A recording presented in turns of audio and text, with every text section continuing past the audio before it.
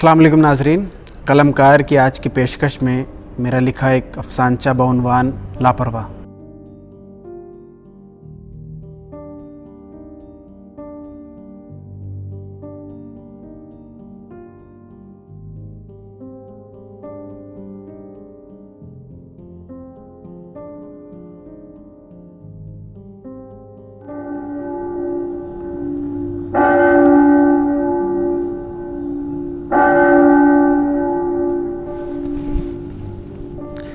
अफसानचे का उन्वान है लापरवाह।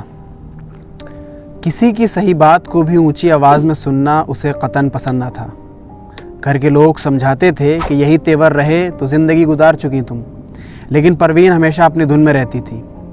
एक बार तो उसने गलती पर होने के बावजूद भी सिर्फ इतनी सी बात पर अपने बड़े भाई से लड़ाई कर ली कि आपने मुझे लापरवाह क्यों कहा। परवीन के मन में जो आता वो करती थी।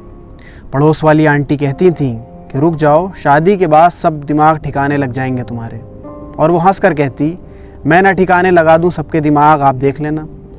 बहुत देर से अदनान और रमशा तख्त पर बैठे शैतानी कर रहे थे और बाहर से बार बार परवीन की आवाज़ आ रही थी कि देखो, एक दूसरे से दूर रहो, अपना अपना खेल खेलो, अगर कोई रोता हुआ मेरे पास आया तो उसकी खैर नहीं, थोड़ी देर खामोश रहो ताकि मैं सब काम निपटा लूँ।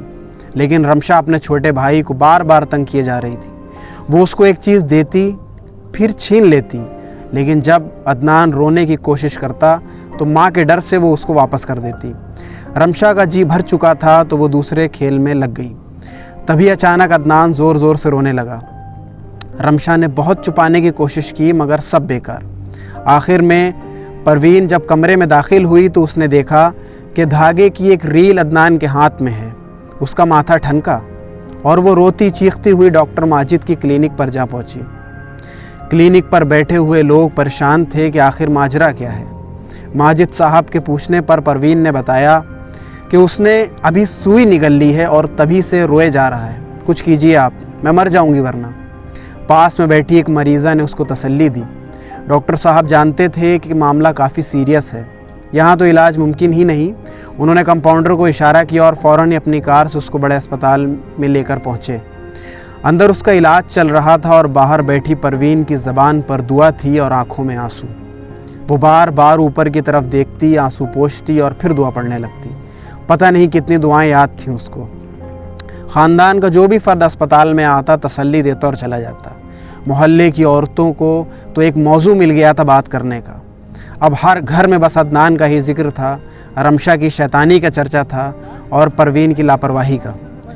लेकिन किसी की ज़बान से भी दो लफ्ज़ दुआ का निकलना मुहाल था।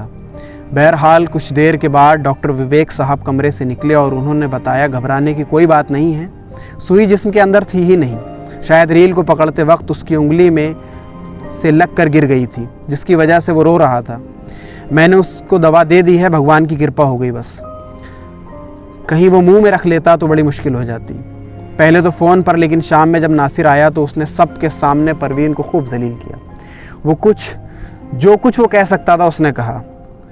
वो भी सफाई में कुछ कहना चाहती थी मगर अदनान के हंसते हुए चेहरे को देखकर उसने तमाम बातों को बर्दाश्त कर लिया और वो फिर से घर के कामों में लग गई।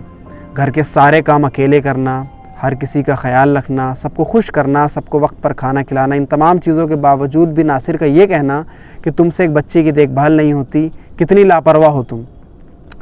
लापरवाह लापरवाह वो सोच रही थी और उसका दिल कह रहा था। याद है परवीन, एक मर्तबा जब तुम्हारे भाई ने तुमको किसी बात पर लापरवाह बोला था तो कितना गुस्सा हो गई थी तुम, लेकिन आज क्या हो गया तुमको? क्यों खामोश हो तुम आज? क्यों बदल गई हो तुम? कौन सा जज्बा है जिसने तुमको ऐसा बना दिया है? शादी के बाद दिमाग ठिकाने लग जाएंगे, ऐसे ही तेवर रहे तो ज़िंदगी गुजार चुकी तुम। सब की कही हुई बातें जहन में घूम रही थीं और वो खामोश अपने काम में मशगूल थी, क्योंकि अब वो परवीन नहीं थी बल्कि रमशा और अदनान की माँ बन चुकी थी।